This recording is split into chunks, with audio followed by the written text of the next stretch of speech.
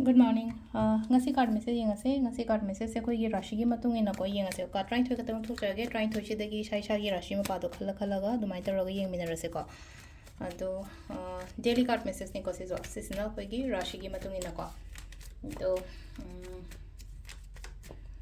se le ko ahan ba se da le re ani shu ba se da le re ahum mari manga taruk taret nipan Mapan, Tara, Taramathoi,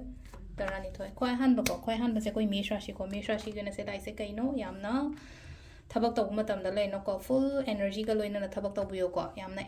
energetic oina haidi positive oina tabak kum to bibo ko brisha rashi gina haidi silai se ko khudong chabo kum ba kai gum bakra la kani ko thabin khang do chawkhat kani paisa nung sa kai ka khra lak tori ko sisina khoi gi methun rashi gi oina dukan phamba mi kana se profit kum ba kai gum ba ga lay gani ko karkat rashi gi oina silai se haidi problems kum ba kai gum ba lay ga di problems to solution ba khuchan ba oina lor ko singa rashi gina phagani relationship kum ba su phana la e adu ga imong manung su shanti oina lay gani ko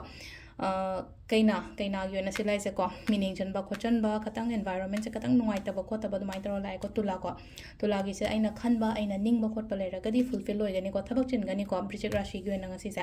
adu ga se sina koi gi dhanu mi na ngang ba khot pa kem ta ga no ai gi tobum thop pa chapom thop pa du phajana chatpiu ko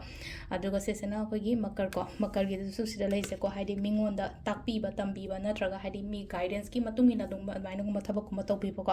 kum rashi ko patience le ko shauba ya de ko kem ta shauba ko pa yaring control kum to bi ko pi ba du ma le ko last ta koi gi min rashi ko confusion le ko thabak to matam da confusion le ko thawai nuai ta ba ko ta ba dum ma am do loi thado du ko thabai khang gum kai gum to bi ko atu sida le ko gi rashi gi matung ina